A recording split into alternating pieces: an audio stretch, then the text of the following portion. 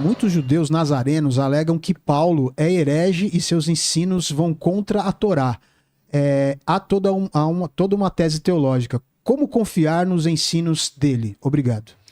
Veja bem, é claro que a verdade sempre vai incomodar alguém. A verdade nunca foi popular. A verdade nunca foi unânime. Aliás, foi uma brasileira que disse que a unanimidade é burra, né? Unanimidade? A unanimidade é burra.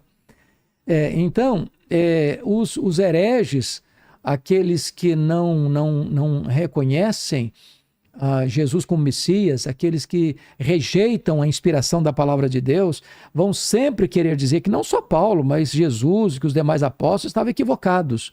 Agora, a vida de Paulo, ela é um exemplo, porque o que é importante entender é que o judaísmo se cumpre no cristianismo. Por exemplo, Jesus, quando ali no cenáculo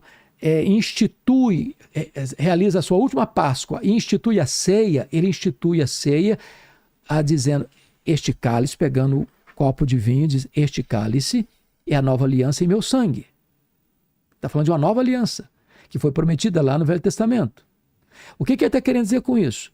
A partir de hoje, não tem mais matança de cordeiro. Certo. A partir de hoje, o judaísmo cumpriu o seu papel e se cumpriu agora. Agora, não tem mais sacerdotes, porque todos nós somos sacerdotes. Agora não tem mais derramamento de sangue nos altares, porque eu, como Cordeiro de Deus, estou derramando o meu próprio sangue. Agora não preciso mais repetir esses sacrifícios todos, porque eu sou o sacrifício perfeito. Agora estamos fazendo uma transição. Então entender isso é entender a alma do cristianismo, é só entender Hebreus. A carta aos Hebreus é exatamente isso. A grande tese da carta aos Hebreus é que Jesus é melhor do que os profetas, é melhor do que os anjos, é melhor do que Moisés, é melhor do que Arão, é melhor do que Josué. O sacrifício que ele ofereceu é melhor que os sacrifícios judaicos. A nova aliança em seu sangue é superior à velha aliança. A ordem sacerdotal dele, segundo Melquisedeque, é superior à ordem levítica. Então, se existe uma única palavra em Hebreus que resume o livro todo, é melhor.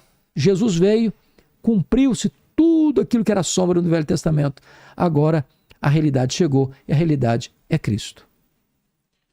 Tem uma do João Tiago aqui, ele fala que você está perguntando se foi o apóstolo Paulo ou o apóstolo Matias que vai julgar as 12 tribos de Israel. Nem uma coisa nem outra. O que a Bíblia diz, e eu vou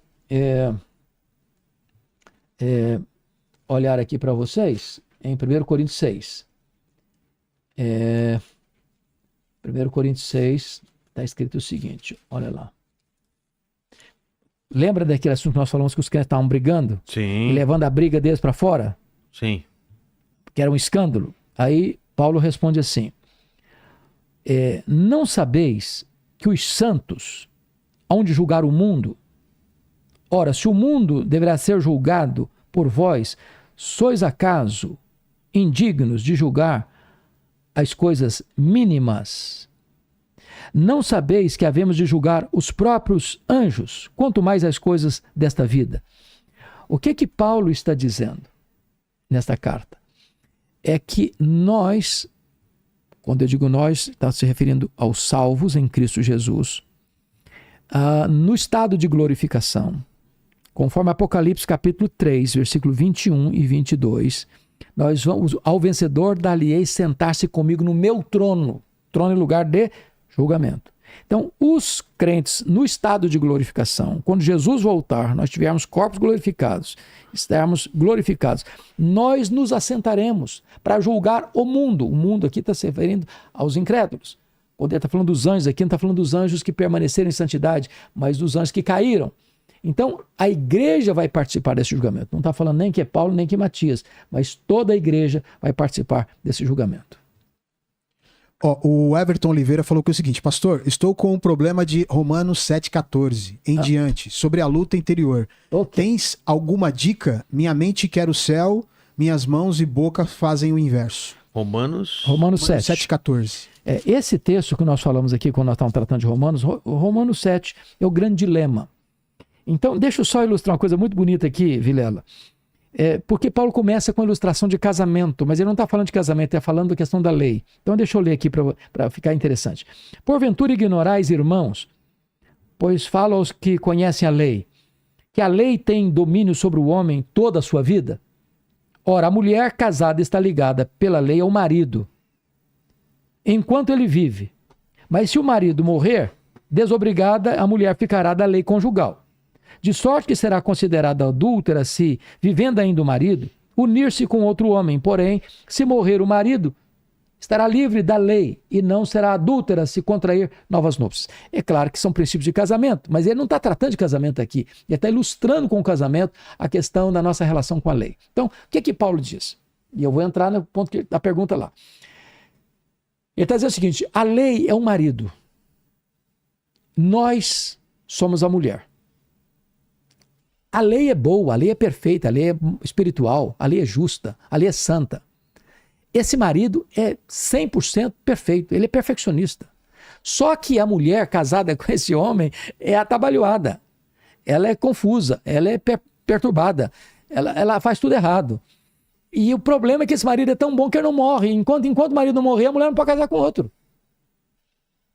Agora, se o marido morrer, ela está livre. Mas o marido não morre, porque o marido é perfeito. E aí o que acontece? O homem está num dilema, porque ele é escravo da lei. Ele é dominado pela lei. E a lei é boa, mas só o problema da lei é que ela exige 100% de perfeição. Se você guardar toda a lei e tropeçar num único ponto, você é culpado da lei inteira. Então, Paulo está dizendo o seguinte: aí o que aconteceu? A mulher morreu, o marido não morre, não, a mulher morreu. Se a mulher morreu, ela está desobrigada de ficar contraída em casamento. Não, o homem morreu. Não, a mulher morreu. O homem não morre, o homem é a lei. Ah, tá. O marido é a lei, ela não morre. A mulher morreu. Quando ela morreu, ela quebrou o jugo conjugal com o maridão, que é a lei. Agora ela contraiu novas núpcias, ou contraiu núpcias com outro marido. Quem é esse outro marido? É Jesus, que é misericordioso, que é compassivo, que é tolerante. Então, ele está tratando aqui nessa pergunta o seguinte: você já foi salvo, ok. Mas você ainda não perdeu por completo a sua natureza pecaminosa. Nós ainda pecamos. Nós não pecamos deliberadamente mais, conscientemente mais, ou desejamos pecar, fazendo provisão pecar, mas nós ainda pecamos.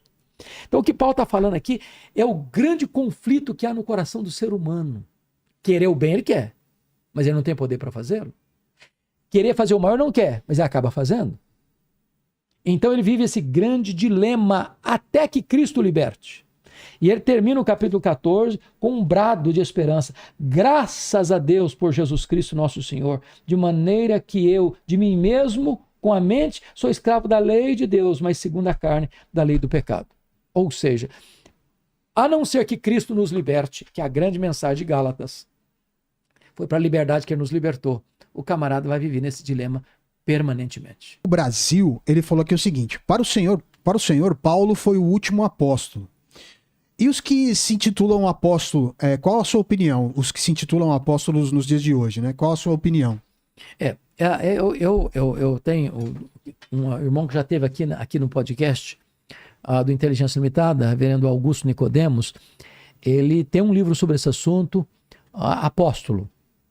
Então, o entendimento que a igreja reformada, a igreja calvinista, ou a igreja evangélica de forma geral, histórica, entende, é que o grupo de apóstolos é um grupo fechado. É que o último apóstolo que foi chamado por Jesus, que foi testemunha do Cristo ressurreto, foi o apóstolo Paulo. Então, a titularidade que hoje algumas igrejas ou alguns concílios dão a determinados pastores, chamando-os de apóstolos, penso eu, não tem no texto bíblico qualquer amparo para isso, porque é diferente o dom do apostolado. Nós temos hoje o dom do apostolado, mas não o ofício de apóstolo. A igreja cristã, ela é apostólica. Mas quando diz que ela é apostólica, não quer dizer que ela tem novos apóstolos. Significa dizer que ela segue a doutrina dos apóstolos. É nesse sentido que ela é apostólica, não no sentido de que ela tem novos apóstolos, como ofício. Temos o dom do apostolado e não o ofício de apóstolo hoje.